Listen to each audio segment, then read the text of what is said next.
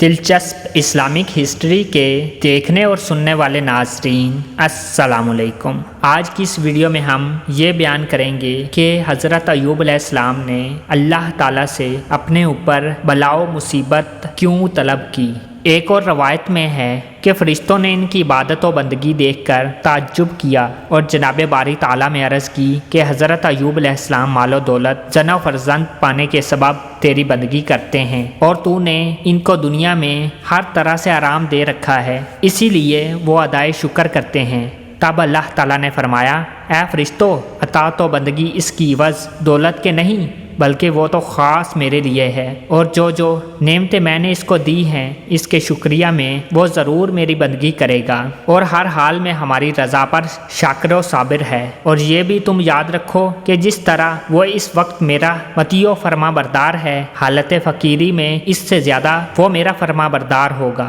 روایت ہے کہ حضرت ایوب علیہ السلام نے بذات خود برائے آزمائش کے بلا و مصیبت اپنے اوپر اللہ تعالیٰ سے مانگ لی تھی تاکہ پریشانی کی حالت میں اور زیادہ اپنے رب کا شکر ادا کروں اور مجھے میرا پروردگار صابروں میں شامل کر لے اور میں بہت زیادہ ثواب عظیم کا مستحق ہو جاؤں۔ ذریعہ وحی کے حضرت ایوب علیہ السلام کو بتایا گیا، اے ایوب، تو مجھ سے صحت و تندرستی مانگتا جائے اس کے تو نے رنج و بلا طلب کیا۔ حضرت ایوب علیہ السلام نے اپنے پروردگار سے مؤدبانہ عرض کی کہ اے رب، میرے لیے مصیبت تیری بہتر ہے۔ حضرت ایوب علیہ السلام نے اپنے پروردگار سے مؤدبانہ عرض کی کہ اے میرے رب، میرے لیے مصیبت تیری بہتر ہے۔ صحت و عافیت سے پس باخواہش اپنی مرض میں گرفتار ہوئے، مرضی الہی سے ان کے تمام بدن میں پھپھولے پڑ گئے اور پھر ان میں کیڑے بھی پڑ گئے۔